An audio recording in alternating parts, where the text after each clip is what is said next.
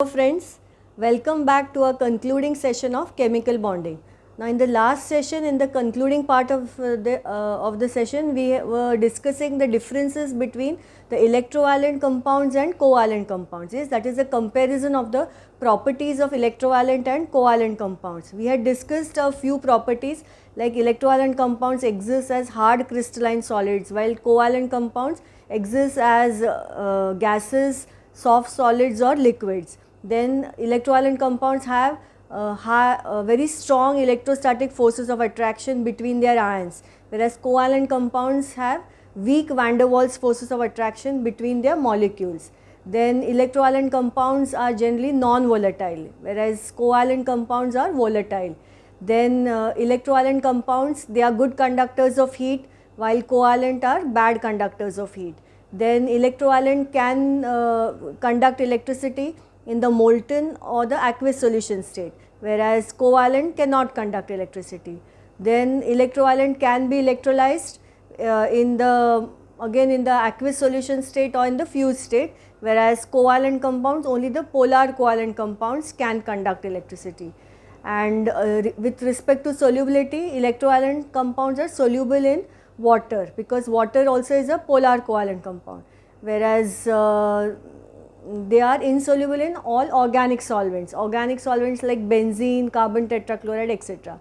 And covalent compounds are again insoluble in the electrovalent compound, the ones yes, and they are soluble in organic solvents. Yes, so all these properties we had seen. Now still 2-3 properties were remaining, which we will just have a look and then give reasons relating to these property we are going to discuss. Okay. So the next, continuing with the difference in the electrovalent and covalent compounds, first is they undergo high speed ionic reactions, and here they undergo slow speed molecular reactions, and here it undergoes electrolytic dissociation on passage of electric current, and here it undergoes ionization in solution state on passage of electric current. Now you have to understand what is the difference between dissociation and ionization. All electrovalent compounds will undergo dissociation. Dissociation means only the separation of the ions which are already present in the molecule. For example, sodium chloride, it already exists as Na plus and Cl minus, right? So it is only the separation of ions which are already present in the molecule, that is called as dissociation. Whereas covalent compounds, first the ions have to be formed and then it will be the separation. For example, hydrogen chloride. Hydrogen chloride is a covalent compound, right? So when you put it in water, first the ions will be formed, H plus and Cl minus, and then they will get separated. Okay, so all electrovalent compounds will undergo dissociation and all covalent compounds undergo ionization. Okay, is it clear? So these were some properties or comparison. Now we have to discuss the give reasons related to these 10 properties. Okay, see the first one now. Electrovalent compounds exist as hard crystalline solids. Now you know that electrovalent compounds are made up of the oppositely charged ions, that is the cations and anions. Now these cations and anions, they have strong electrostatic force of attraction between them. Yes, and this strong electrostatic force of attraction will keep these ions closely packed. Hence they exist as hard crystalline solids. Okay, so just see here, the electrovalent compounds, they are made up of oppositely charged ions, cations and anions, which attract each other with a strong electrostatic force of attraction. So this word, strong electrostatic force of attraction, is the key word of your answer. It has to be there in your answer, this and oppositely charged ions. Okay, these two have to be there in your answer. As a result, they are closely packed and exist as hard crystalline solids. Okay, clear? Next, covalent compounds exist as gases, liquids or soft solids. Now you know that covalent compounds are made up of what? Van der Waals forces of attraction. So because of that, they will exist as gases, liquids or soft solids. So covalent compounds are made up of molecules, this is important, which have weak van der Waals forces of attraction between them. So key word of your answer will be what? Van der Waals forces of attraction. Yes, has to be there in your answer. Hence they exist as gases if molecules are less, and liquids or soft solids if molecules are more. Okay, clear? So we'll continue with the other give reasons. Okay, next is ionic compounds have high melting and boiling points. Now you already know that ionic compounds have strong electrostatic forces of attraction between the oppositely charged ions. So you will require a large amount of heat energy to overcome the force of attraction.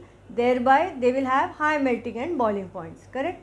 Yes, whereas on the other hand covalent compounds, they have weak van der Waals forces of attraction. So you need naturally less energy to overcome them. So they have less melting, low melting and boiling points. Okay. So just look at the answer now. This is important. Give 5 stars to this. Ionic compounds have strong electrostatic forces of attraction between the oppositely charged ions.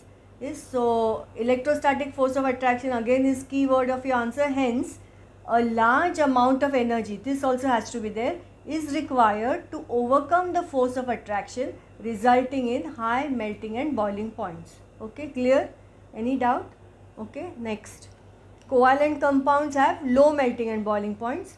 So covalent compounds have weak van der Waals forces of attraction, again important, yes, between the molecules.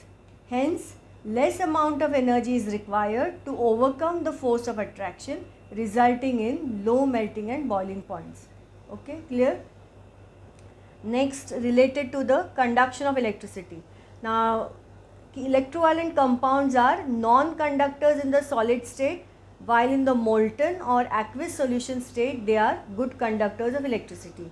Now you have to understand that in the solid state, yes, the ions will be strongly held by the electrostatic force of attraction. So naturally ions are not available to conduct electricity. But in the fused state, fused means what? Melted state. This force will be slightly weakened, and when you put it in water, that is in the aqueous solution state, dissociation will take place, right? So ions are present, free ions are present. So these free ions will naturally move to the opposite electrodes. That is when you are connecting it to what you say, a battery, yes, and you are passing electric current through it. So you have the cathode, anode, that we will be discussing in the electrolysis chapter. Yes, so the ions will move to the oppositely charged electrode, meaning cations will go to cathode and anions will go to anode. Okay, because of the presence of free ions in solution. So that is important. Just see now the answer. Strong electrostatic force of attraction keeps the ions in the fixed position in solid state. But this force is weakened in the molten state and disappears in the solution state. Hence, free ions, this word very important, is free ions formed migrate to the oppositely charged electrodes, making them good conductors of electricity. Okay, clear? Yes. Now we'll see the for other give reasons. Now the next one is carbon tetrachloride is a non-conductor of electricity. Give 5 stars to this. Now carbon tetrachloride, you know, is a non-polar covalent compound, yes, which contains molecules and not free ions. So the non-availability of free ions makes it a non-conductor of electricity. So for it to conduct electricity, you have to remember that free ions have to be there in solution. So though carbon tetrachloride is a liquid, yes, the molecule is non-polar covalent and it contains all molecules. There are no ions in it. So it is a non-conductor of electricity. Clear? Yes. Now the next one, ammonia and hydrogen chloride. Yes, what is typical of ammonia and hydrogen chloride? We have discussed it before. Yes, very good. They are polar covalent compounds. So they are conductors of electricity in the solution state. So what happens when you are adding them to water? Yes, ionization will take place and ions will be formed. So free ions will be available and therefore they can conduct electricity. Okay. This here, ammonia and hydrogen chloride are polar covalent compounds showing charge separation. We have discussed already what charge separation is. Yes. In ammonia it is nitrogen having high electronegativity and in hydrogen chloride chlorine. Okay. So they dissociate in water, that is polar covalent solvent, to form free ions, hence can conduct electricity. Okay, clear? Again these two are very important, generally asked. Now next, ionic compounds are soluble in water but insoluble in organic solvents. Now if you remember in 9th standard we have discussed that water is a polar covalent solvent with a high dielectric constant. Do you remember what is dielectric constant? Anybody? Yes, very good. Dielectric constant means it has the ability to weaken this strong electrostatic force of attraction between the oppositely charged ions in an ionic compound. So water is having a very high dielectric constant. So when you add an ionic compound in water, yes, because of its high dielectric constant, the free ions will be available and they will cause the dissolution. Yes, but organic solvents, any example of organic solvents? Yes, very good. Benzene, toluene, carbon tetrachloride, all are organic solvents. Yes. So when you are putting them in water, they have very low dielectric constant. So the substance cannot dissolve, means ions can't be formed in it. Okay. So answer to this 8th one is water is a polar covalent solvent which has a high dielectric constant. Again, keyword of your answer. That is capacity to weaken the electrostatic force of attraction, thus resulting in free ions. Organic solvents are non-polar and have low dielectric constants, hence do not cause dissolution. Dissolution means ability to dissolve. Okay, clear? Now next, covalent compounds are soluble in organic solvents but insoluble in water. So organic solvents like benzene and toluene, they are non-polar and they can dissolve non-polar covalent compounds, since like dissolves like. Like dissolves like means non-polar can dissolve non-polar and polar can dissolve polar. Okay, that is the meaning of like dissolves like. Okay, so organic solvents like benzene and toluene, because they are non-polar, they will dissolve the non-polar covalent compounds. And water is polar solvent, so it cannot dissolve the non-polar covalent compounds, but it can dissolve the polar compounds. Okay, is it clear? So this is the 9th. Now the last give reason is ionic compounds undergo high speed ionic reactions while covalent compounds undergo slow speed molecular reactions. Now here you have to understand that in ionic compounds, free ions are easily formed in solution. Yes, and they rapidly regroup in solution, whereas in covalent molecules, first they are broken and new bonds are slowly established, hence the statement. Hence the statement means, again in exam you have to rewrite the statement, you can't write hence the statement. Okay, is it clear? So the properties which we have discussed, that is the properties of electrovalent and covalent compounds, are asked in either in form of give reasons like this, or sometimes in choose the correct option, that you will see shortly. I have given a few questions with respect to that also, but some question on the properties is always asked. Okay, so that is important. So that completes actually our chapter, but in addition we will see a few question answers. Yes, so just understand this question. This is the last question. Choose the correct option in the following. First is the compound which has one lone pair of electrons in its molecule. So which compound has one lone pair of electrons? Options are oxygen, water, ammonia and chlorine. So answer is ammonia. Yes, oxygen has how many? 2 lone pairs of electrons, right? So answer is ammonia. Such kind of questions will appear in the first section of your paper. Then compound has a double covalent bond in its molecule. So options are oxygen, nitrogen, water and ammonia. So the answer is oxygen. Oxygen having a double covalent bond. Okay, next we'll have a look at the next part. Okay, the next one, the compound which has all 3 kinds of bonds, that is ionic, covalent and coordinate is. Your options are sodium chloride, ammonia, carbon tetrachloride and ammonium chloride. So answer is ammonium chloride. Now this particular question is asked every year in some form or the other. Yes. Now how ammonium chloride is having all the 3 bonds that I have just explained here. So this is just for your understanding. In the answer you just have to write ammonium chloride. Now the first is formation of ammonia. Now formation of ammonia you know is a covalent bond.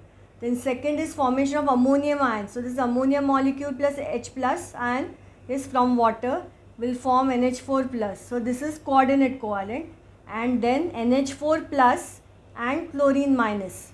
Okay, oppositely charged ions will form NH4Cl, so ionic. So that is why molecule of ammonium chloride has all the 3 bonds in it. Okay, clear? This is just for your understanding. Then next, this compound has a triple covalent bond in its molecule. Options are ammonia, nitrogen, water and chlorine. So answer is nitrogen. Okay. Next, the following is not an example of a polar covalent compound. Now methane, water, hydrogen chloride and ammonia. So naturally methane. Methane is what? Non-polar covalent compound. Yes, very good. And the rest three are polar covalent. Okay, so we'll have a look at the next part. Okay, the next one, F. The following is not a characteristic of electrovalent compounds. Now this was the question I was referring to. It is asked in this manner also. So options are non-volatile, high melting and boiling point, undergoes ionization and soluble in water. So not a characteristic. All these are characteristics. Non-volatile is a characteristic, right? So the correct option is C, undergoes ionization. It doesn't undergo ionization, it undergoes what? Dissociation. Okay, so this is the correct option. Next, the following is not a characteristic of covalent compound. Ionization, non-volatile, low melting and boiling point, soluble in organic solvents. So naturally non-volatile is not a characteristic of covalent, because all covalent compounds are highly volatile. Okay, so this, in this manner also that question can be framed. Then next is, which of the following is a polar covalent compound? So options are carbon tetrachloride, hydrogen, methane and nitrogen. So answer is hydrogen chloride is polar covalent, rest are non-polar. Then which compound has two lone pairs of electrons in its molecules? Options are water, ammonia, hydrogen and methane. So correct answer is water. And next, this compound has electrovalent bonding. Yes. Options are carbon tetrachloride, magnesium chloride, hydrogen chloride and methane. So correct answer is what? Magnesium chloride. Okay. So now I think with that it completes, these are total 10. So that completes this chapter on chemical bonding. Okay. So we have completed all the possible questions which can be asked in this chapter, that is chemical bonding. Electron dot diagrams, you have to draw them properly, practice them thoroughly, because electron dot diagrams will be asked from this chapter. One electrovalent, then one covalent and one coordinate covalent, and of course the give reasons, one or two give reasons also will be there in the paper. Okay, so that completes this chapter of chemical bonding. I hope you have understood whatever we have discussed here, and if not, kindly put forward your doubts if you have any.